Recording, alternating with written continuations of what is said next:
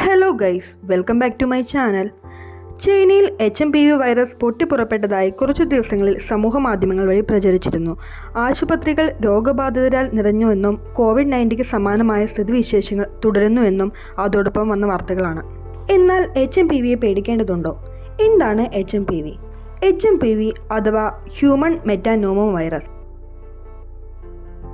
2001 നെതർലൻഡിലാണ് ആദ്യമായി HMPV കണ്ടെത്തിയത്.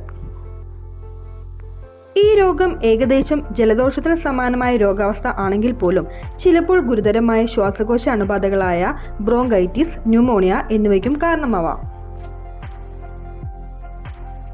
ഇനി എന്തെല്ലാമാണ് HMPVയുടെ രോഗലക്ഷണങ്ങൾ എന്ന് നോക്കാം.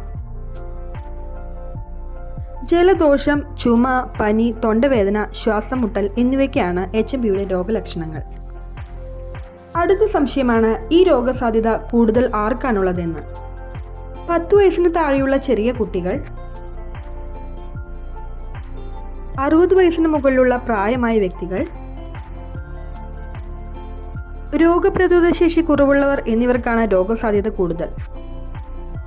എങ്ങനെയെല്ലാമാണ് HMPVയെ പ്രതിരോധിക്കേണ്ടത് എന്ന് നോക്കാം. രോഗസാധ്യത തടയാൻ സോപ്പും വെള്ളവും ഉപയോഗിച്ച് ഇടയ്ക്കിടെ കൈകൾ നന്നായി കഴുകുക. ശ്വാസകോശ സംബന്ധമായ രോഗമുള്ളവരും രോഗസാധ്യത ഉള്ളവരും മാസ്ക് ധരിക്കുക. ചുമയ്ക്കുമ്പോഴും തുമ്മുമ്പോഴും ടവലുകൾ ഉപയോഗിക്കുക. ശ്വാസകോശ സംബന്ധമായ അസുഖമുണ്ടെങ്കിൽ മറ്റുള്ളവരിൽ നിന്നും അകന്നു നിൽക്കുക.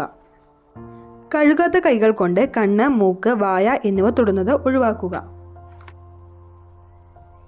ഇതുവരെയും HMPV വൈറസിനെതിരെ വാക്സിനുകളോ ആന്റിവൈറൽ തെറാപ്പികളോ കണ്ടുപിടിച്ചിട്ടില്ല.